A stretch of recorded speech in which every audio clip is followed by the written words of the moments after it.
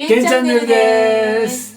2月に釣り仲間と薪ストーブに当たる会を開催しようと思ってるので、今薪ストーブの設置を当面の目標にしてるんですけれども、前回までに薪ストーブを奥側の壁に石膏ボードをつけましたので、今回はその上にですね、じゃーん、漆喰うまく塗れるオレンジを買ってきましたので、これをつけていきたいと思います。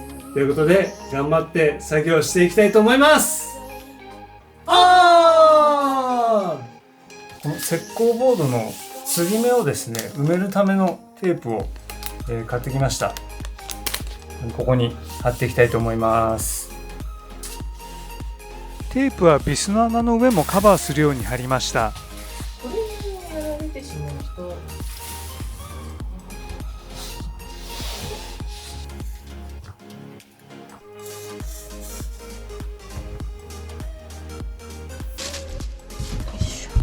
床が汚れないようにビニールを養生テープで貼ります。漆喰うまく塗れる開けていきたいと思います。けんちゃんも来た。はい、固定板、まずこれを取っていきます。固定、漆喰うまく塗れる用の固定。なんかね、これが柔らかいからやりやすいらしいですよ。よし、じゃあ開けていこうか。はい。っていうかもう開ける時点でこのゴム手袋をした方がいいか。ね、漆喰が乾く前は強アルカリ性らしく、肌に触れると良くないそうです。こう開けてって、よいしょ。あちし。パッカーン。すごい柔らかい。お、どんな感じ？なんだろう、レアチーズケーキみたいな。レアチーズケーキ。うん。ほら。貼ったテープの上からまずは塗っていきます。少し薄く伸ばしていく感じ？おお。うまく塗ろうとかあまり深く考えずにガシガシ塗っていきます。そう、でも乾燥しちゃったらどうなのかなとか心配になっちゃう。乾燥しちゃったら平らにできないのかなとか。いろいろ心配はありますが、とりあえずあまり考えずに塗っていきます。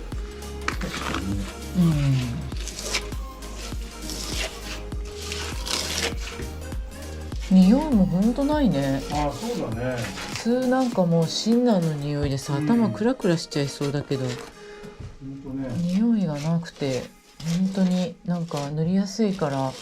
確かになんか今日アルカリ性とかって言われてて、なんかそういうのも忘れちゃうぐらいなんか、塗りやすいし匂いもしないし、漆喰うまく塗れーるは通常2度塗りが基本だそうです。テープの上が全部塗れたので壁部分の1回目を薄く塗っていきます。本当はテープの上を塗ってから翌日以降がいいそうですが、時間の都合ですぐ塗っています。うわこのお玉は普通のキッチン用品のお玉です。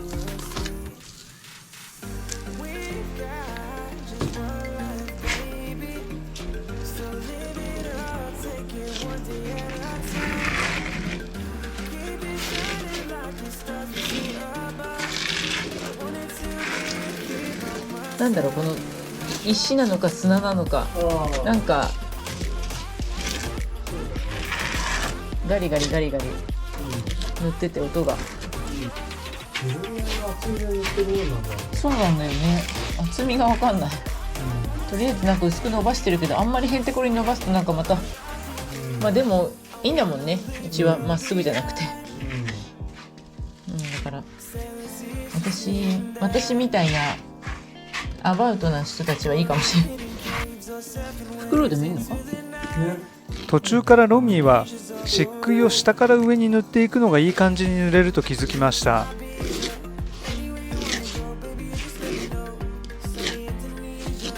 今塗ってた？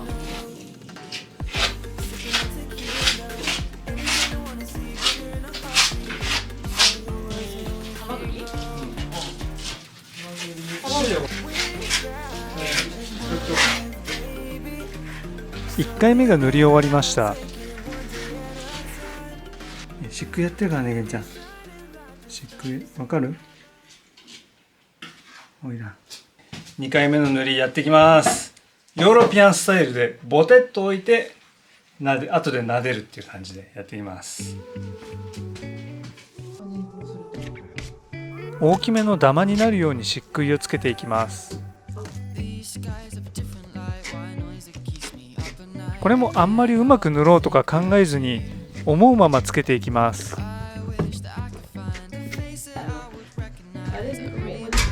ボルダリング？そうそうね、ちょっとボルダリングっぽいね。壁に無造作に漆喰がくっついています。ベタッと壁につけた漆喰を撫でていく前に一度コテを洗います。漆喰は乾いてしまっていても水で流すと意外と簡単に取れました。ではヨーロピアンスタイル撫で始めます。ああ、なるほどね。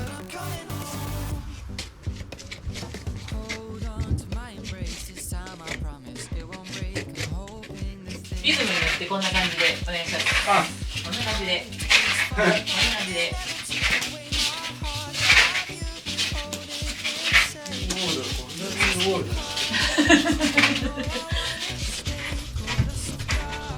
漆喰が乾いてくるうちに少し粘り気が出てきました。どうやって次だと？上下左右自由にコテを動かしていきます。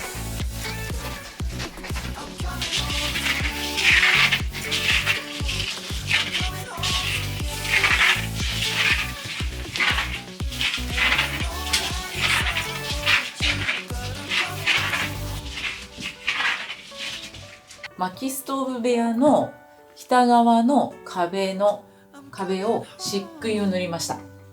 ヨーロピアンスタイルがいいねって話をしてですね、初めてやってみました。どんな感じでしょうかね。はい、こんな感じで素敵に出来上がっていると自分たちでは思ってます。はい。で漆喰を塗ってから1週間が経ちました。ロミさん、はい、楽しみですね。楽しみですどんな感じになったね。か。はい。まだ見てないのでどうなってるか、イメージ通りになってるのか見てみたいと思います。はい。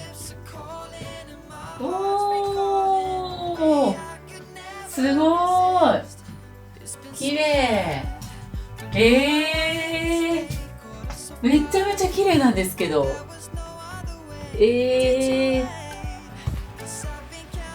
なんかその漆喰を塗った直後は結構壁がね茶色くて、なんか本当にオレンジ色になるのかどうかっていう不安はあったんですけど、すごい綺麗です。明るいし。ということで、今回の壁の出来栄えの満足度ははい何%ですか？はい、いきますよ皆さん。はい、120%です。